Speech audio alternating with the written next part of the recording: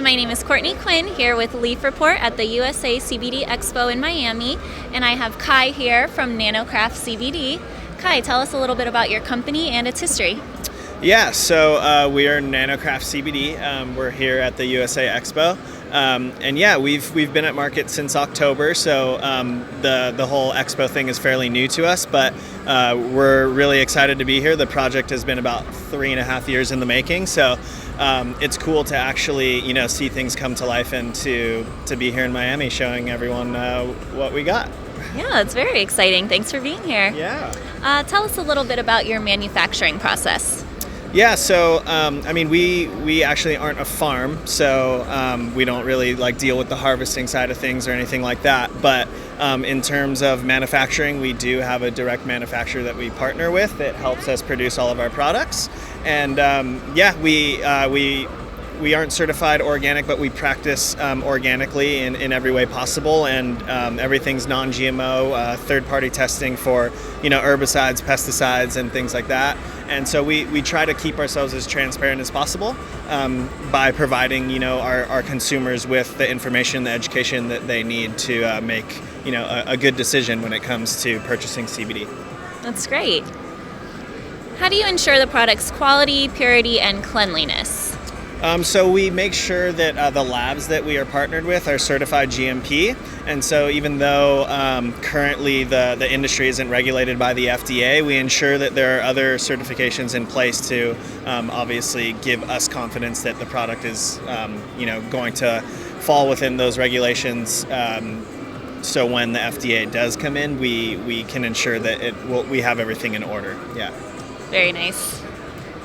Tell us about the range of products you have and the highlights of each product family. Yeah, so we've really tailored the whole line to be geared towards sport performance and sports recovery. So we have all green superfood powders. We have a pre and a post workout powder, and kind of the basis of that is supporting athletic recovery, athletic performance. So the energy recovery, for example, it has caffeine in it, but it also has a proprietary blend of vitamins and minerals and branched-chain amino acids. We also have our sublingual tinctures that are used under the tongue for various purposes, whether it be sleep, or we have a day version that has vitamin B12 and caffeine in it. And we have our pure versions, we have our soft gels, we have our performance waters, and then we have our transdermal salve, which is just a topical application, just for minor aches and pains and things like arthritis and that sort of stuff.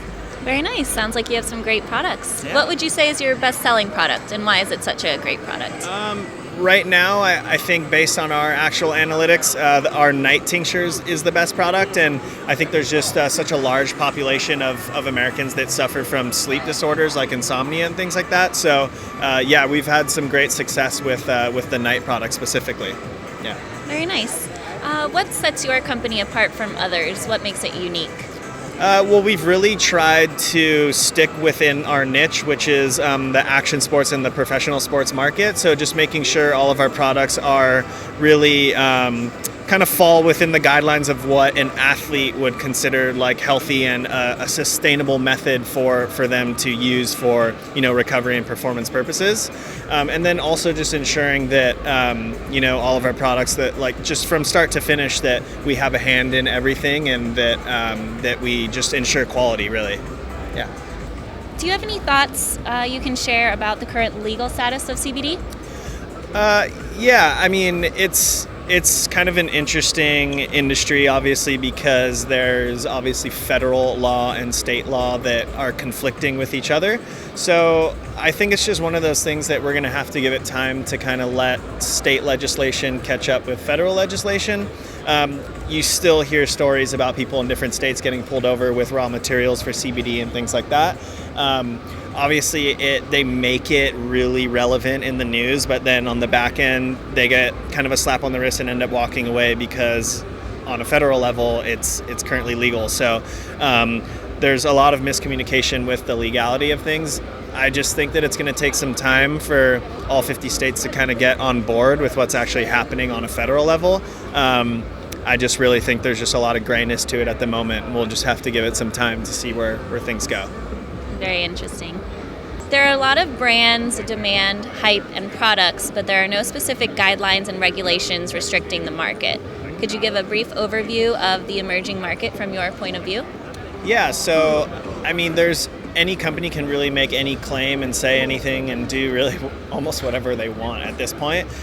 We just do diligence and take pride in the fact that we are pushing not our product in a sales perspective, but just more so trying to push education and, inform people on what CBD actually does.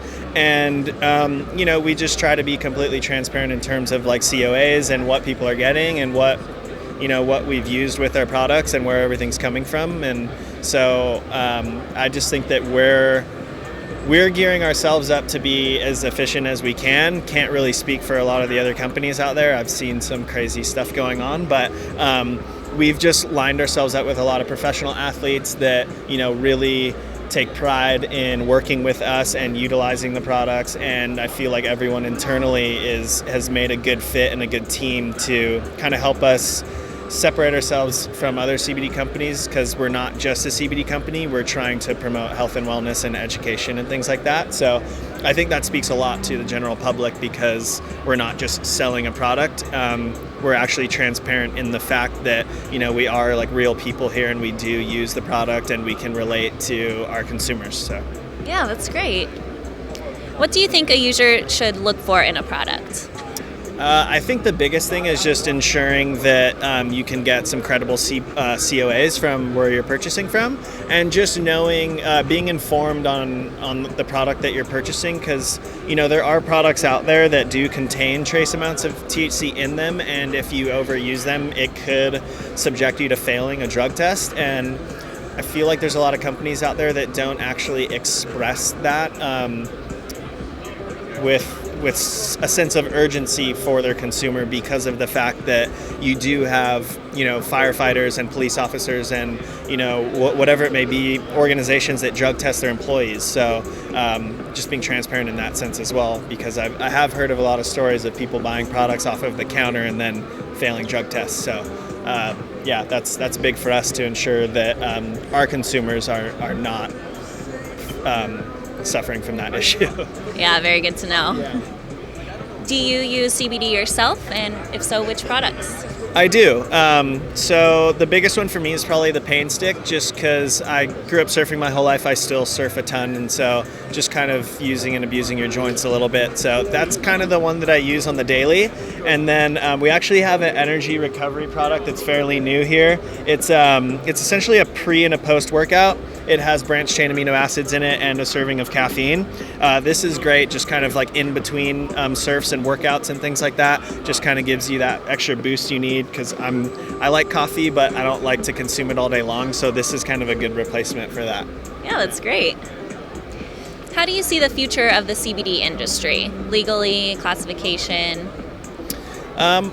So where I would hope to see it is to be a little bit more regulated from, the FDA and from a medical standpoint. I mean, my background is in clinical research, so I would hope to be able to see some more randomized control trials done by different organizations and institutions that are looking to truly get behind these products and, help the FDA and help the medical industry actually put this into practice, because it's currently not. And I think that shifting our focus from kind of a disease treatment to more of a preventative health,